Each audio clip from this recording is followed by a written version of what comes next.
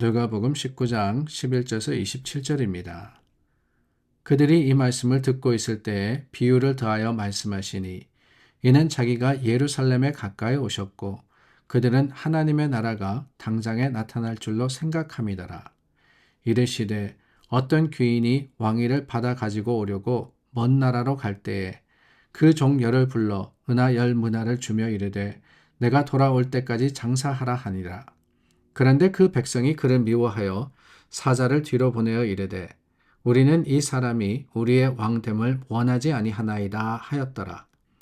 귀인이 왕위를 받아가지고 돌아와서 은하를 준 종들이 각각 어떻게 장사하였는지 알고자 하여 그들을 부르니 그 첫째가 나와 이르되 주인이여 당신의 한 문화로 10문화를 남겼나이다.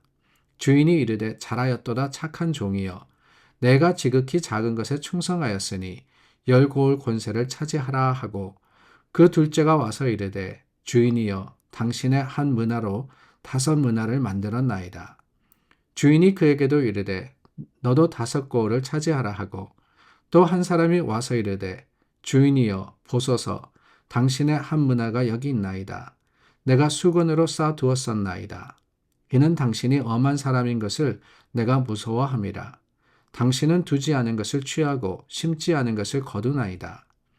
주인이 이르되 악한 종아 내가 내 말로 너를 심판하노니 너는 내가 두지 않은 것을 취하고 심지 않은 것을 거두는 엄한 사람인 줄로 알았느냐. 그러면 어찌하여 내 돈을 은행에 맡기지 아니하였느냐. 그리하였으면 내가 와서 그 이자와 함께 그 돈을 찾았으리라 하고 곁에 섰는 자들에게 이르되 그 한 문화를 빼앗아 10문화 있는 자에게 주라 하니 그들이 이르되 주여 그에게 이미 10문화가 있나이다. 주인이 이르되 내가 너희에게 말하노니 무릇 있는 자는 받겠고 없는 자는 그 있는 것도 빼앗기리라. 그리고 내가 왕됨을 원하지 아니하던 저 원수들을 이리로 끌어다가 내 앞에서 죽이라 하였느니라. 여러분, 시한부 종말론이라는 거 들어보셨습니까? 시한부 종말론. 좀 말이 어려운데요. 다르게 표현하면은 예수님께서 이날, 이때 오실 것이다 라고 예언하는 일을 이야기합니다. 제가 고등학교 때, 대학교 때였나요? 그때 참 이런 일들이 많았습니다. 예수님, 이때 오십니다 라고 하고는 자기의 재산과 또한 자기 집을 다 버리고 한 곳에 모여가지고 예수님을 부르짖고 기다렸던 그런 사람들이 있었습니다. 심지어 제 친구의 아버님, 목사님이셨거든요. 목사님이신데도 거기 빠져가지고 그런 이 집단의 모든 것을 버리고 들어가셨던 것이 기억이 납니다. 참 큰 피해가 됐죠. 결국 그때 주님이 오셨느냐? 오시지 않았습니다. 여러 번 우리가 잘못 알았다. 새로운 날짜는 이거다라고 했지만은 결국에는 예수님이 재림하신 것도 아니고 또한 그 지도자들이 오히려 횡령하고 또 여러 가지 이 불법을 행함으로써 큰 무리를 빚었던 것이 우리의 기억 속에 있습니다. 그런데 이 사람들이 준 피해, 물론 종말론으로 인해서 여러 가지 직접적인 피해, 간접적인 피해를 당한 사람들이 많이 있지만 저는 그 피해를 입은 곳 중에 하나가 교회가 아닌가라는 생각이 듭니다. 다름이 아니라 이러한 종말에 대해서 이야기하는 것을 꺼리게 되었다라고 하는 거예요.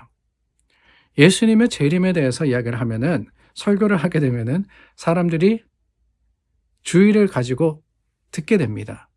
혹시라도 뭔가 잘못된 이야기가 나오는 게 아닐까라고 조심하게 되더라는 거예요. 그러다 보니까 목사님들도 재림이나 심판이나 이런 이야기를 꺼려하게 되었습니다.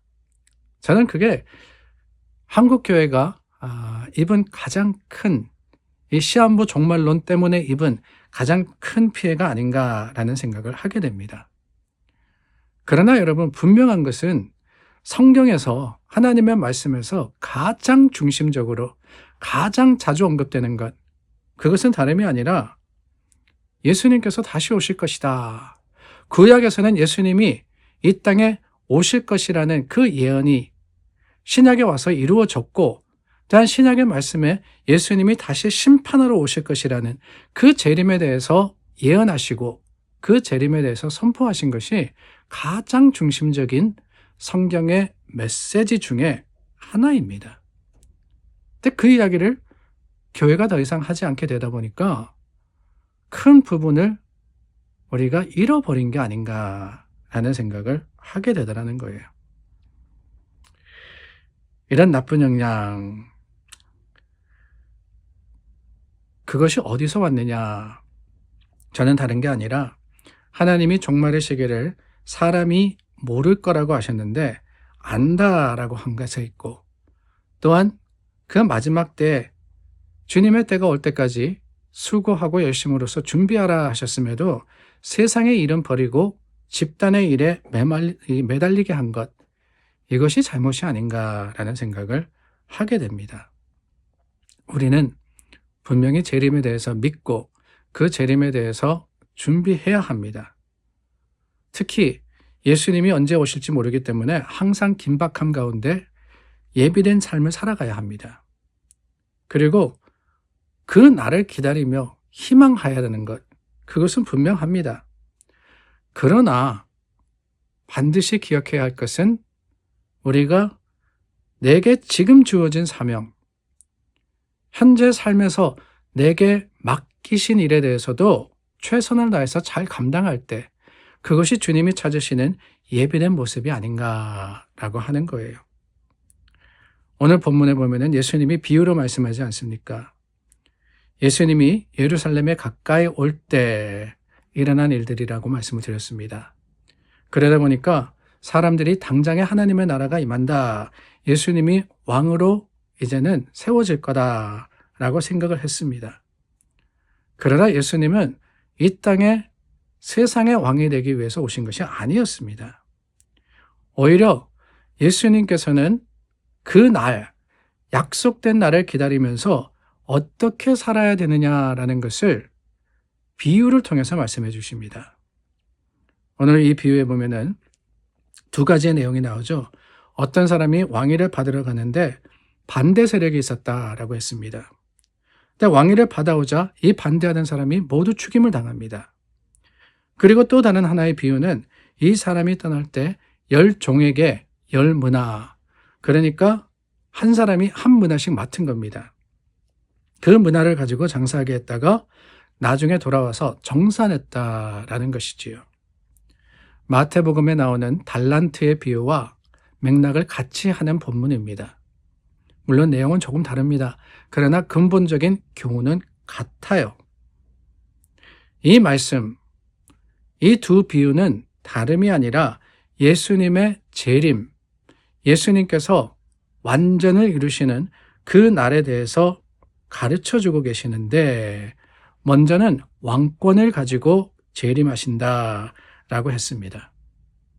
예수님을 왕으로 모시고 섬기며 순종하지 않는 사람들, 재림 때 반드시 심판받습니다. 실패하게 되어 있어요. 그러므로 우리는 주님을 모시고 살아가야 되는 겁니다.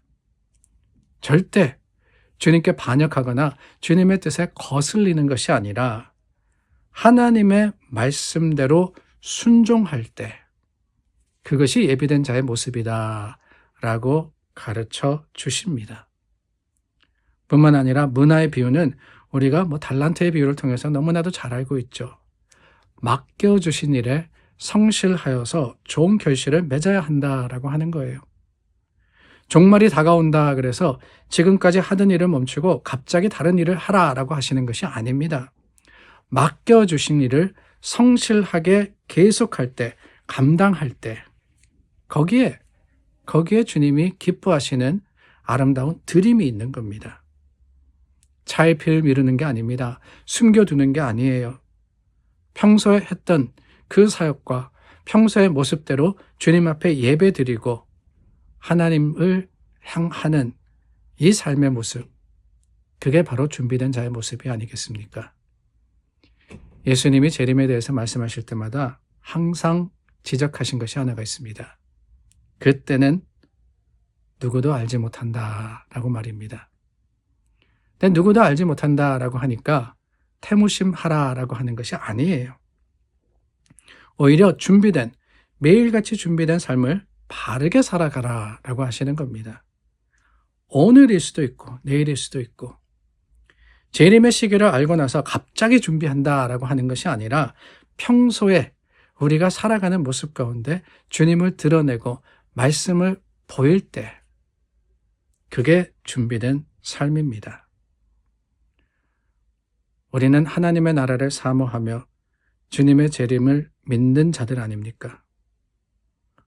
반드시 있을 것을 알기 때문에 우리가 그 날을 선포하지 않을 수 없고 그 날을 기억하며 주의하지 않을 수가 없습니다.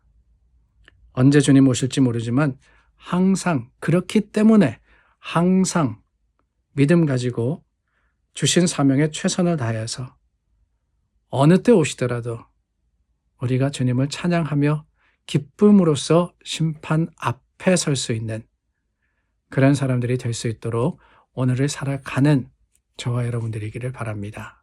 우리 함께 기도하겠습니다. 참 좋으신 하나님, 또 한 주가 지나갑니다.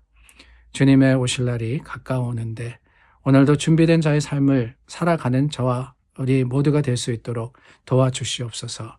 하나님께서 함께 하시는 그곳에 생명의 약속이 있고 영원한 소망이 있음을 확신하건대 우리 주 예수님의 이름으로 기도드립니다. 아멘. 우리 함께 기도하며 주일을 준비하며 오늘 하루를 살아가겠습니다.